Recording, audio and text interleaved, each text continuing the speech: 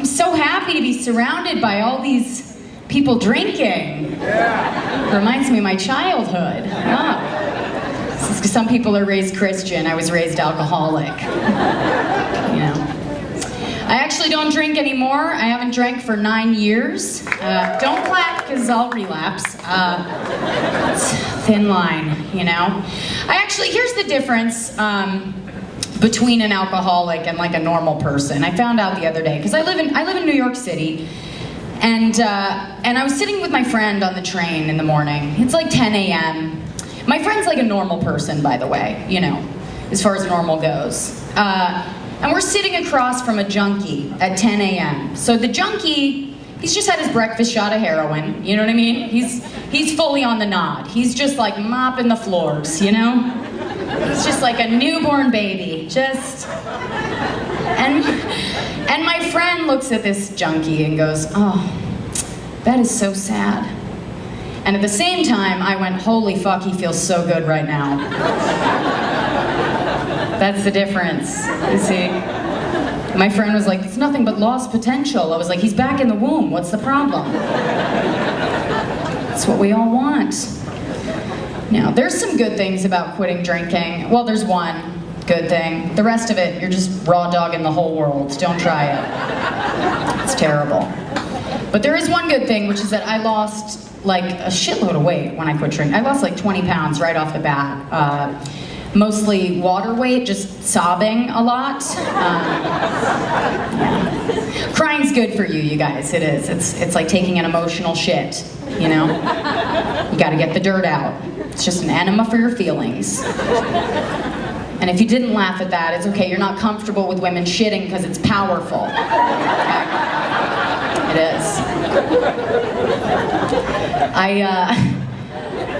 I'm a very spiritual person because I come from money, and I don't have it anymore.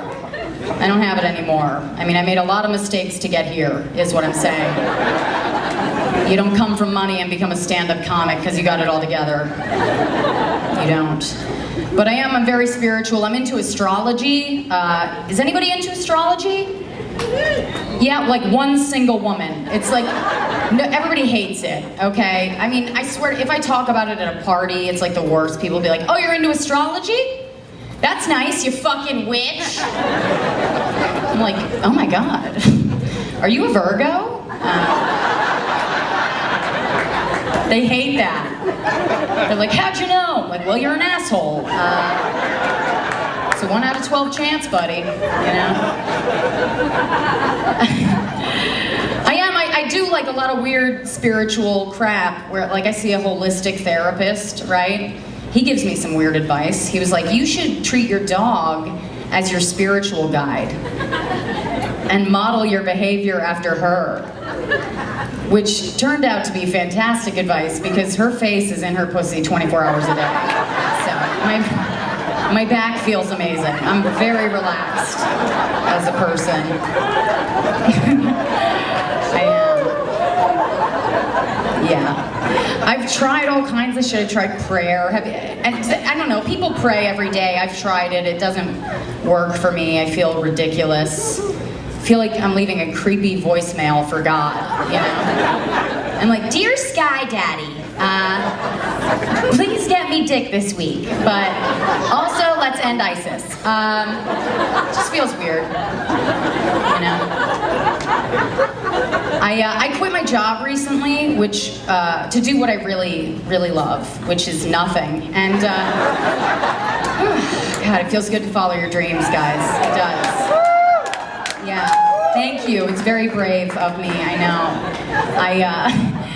I have very little income, but I bought some crystals to make more money, so I'm gonna be fine. Everything's gonna be okay. Just surround myself in quartz and hope for the best, you know? I used to work as a nanny, which is a pretty easy job. I mean, the worst part about it is the money, and I'm not talking about the money I made, I'm talking about the money I was like surrounded by, was demoralizing. You know, like have you ever walked into somebody's house and just been like, oh, I'm a failure? That's what happened to me every day. I'd show up, like I worked for a family in Brooklyn with a 3-story apartment, floor-to-ceiling windows. My boss complained to me about getting a sunburn in her living room.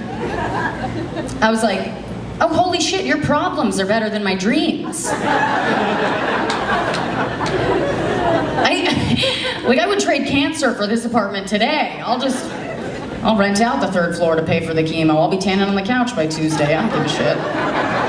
You know? I learned a lot. I learned a lot from nannying. Like, I learned that, A, I'm way too selfish for kids. I mean, I'm 32, so I'm gonna die soon. No, my eggs are, though. I learned, like, I'm way too selfish for kids. Being a mom, that's a full-time job, you know? But I'm sitting over here like, well, so is my Instagram account, you know? It's not gonna update itself. It's like, what would Jesus do, right? He's not gonna settle down to raise a family when he's got followers to worry about. Yeah, I have 71 lives on the line. It's a big responsibility. It's a sacrifice I make every day, you know? No, I would watch all these movies that I'd watched growing up, you know, like Disney movies. I fucking hate Disney movies. I really do. Like, I used to love them, but then watching them as an adult, now I'm like, holy shit, they lied to me, you know? Because Disney teaches, well, especially women, teaches us that somebody's always gonna save you. Nobody's ever gonna save you. Like, especially not a man. That's hilarious. It's never gonna happen, right? Like, I should have seen a Disney movie where the princess had to save herself. Where she had to, like, pick herself up, you know, buy a copy of Codependent No More. Like, used off Amazon. Some other girl's tears, like, scribbled in the margins. That's like, I should have seen a Snow White where she wakes up in a house full of dwarves and goes, oh fuck, maybe I've got a drinking problem. Maybe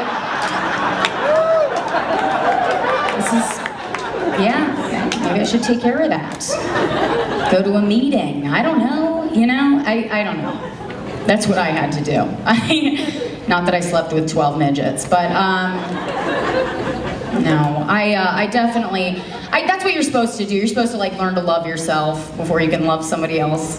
You know, that's what they say. That's what Oprah says. When I say they, I mean Oprah. Are there any single women here tonight? Oh, that's awful. That was the worst thing I've ever heard. Just somebody in the back like, shh.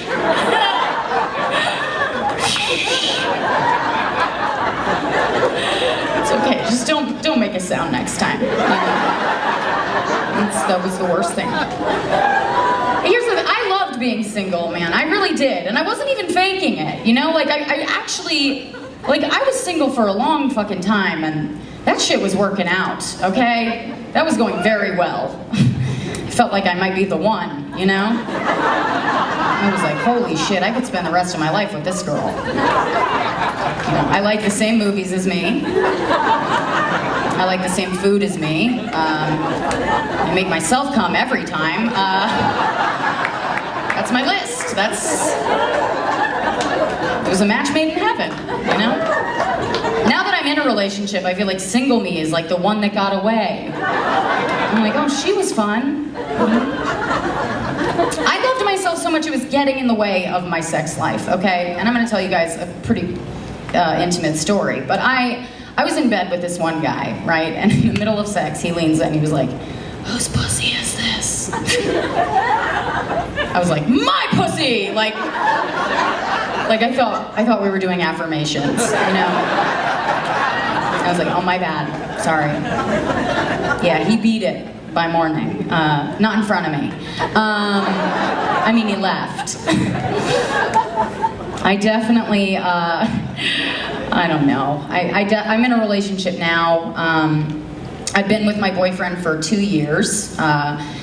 We just started going to couples therapy, so I hope I win. Thoughts and prayers. It's actually, he's great, you know? I mean, we met on OkCupid, which people are like ashamed to talk about, but I don't even know how people met before online dating. I really don't. I'm like, what, did he paint you a dick pic and send it by carrier pigeon? What the fuck? Gotta do your research, you know? Half of this audience gets me, the other half is like, what is she talking about? This is terrible. Like, I can feel the ones that get me and the ones that are just like, I'm scared. Should I call for help? She seems sad.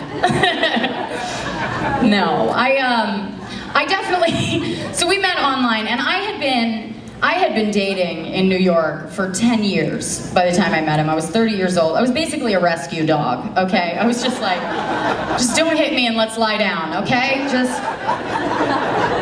Just want to lie down, you know? It was great. He's fantastic. We're in an interracial relationship. My boyfriend's black. I'm like, let me speak to your manager white, which means real fucking white. If you didn't laugh at that, you are that white. Believe me. Like, I'm so white, if you walk up to me and push me in the street, I'll apologize on my way down, is what I'm saying. You're like, I must have been standing wrong, my bad. I definitely, like, I'm like cherishing the relationship while it lasts, because fuck, if Trump gets elected, this shit's gonna be illegal. I'm like, oh my God, I am scared, right? And that was funny 2 months ago. Now people are like, no, that's real. That's terrifying. And it is, like, David Duke, the Grand Wizard of the KKK, endorsed Donald Trump, right? Which was very confusing, because Grand Wizard, for somebody who hates homosexuals, is the gayest job title I've ever heard in my entire life, right? I mean, Jesus. He's like, I hate homos. We're like, you're wearing a cape, Liberace. Relax. Take a nap. Now, I did introduce my boyfriend to my dad recently, and my dad is like a white conservative Republican from Texas, okay? So that's the appropriate response, yeah. So we walk into the house, and my boyfriend turns to me, and he's like, so, Rosebud, does your dad know I'm black? I was like, are you kidding? Why would I ruin this? Like, no. Absolutely not, stupid. Hide in the closet, pop out, let's surprise him, you know? I could jump out of a cake, yell Kwanzaa, I don't give a shit. Oh God, good times. My dad's dead now. I'm kidding, guys. I don't know who my dad is. I've never seen him. You guys have been a ton of fun. I'm Rosebud Baker. Thank you so much. Give it up for your host.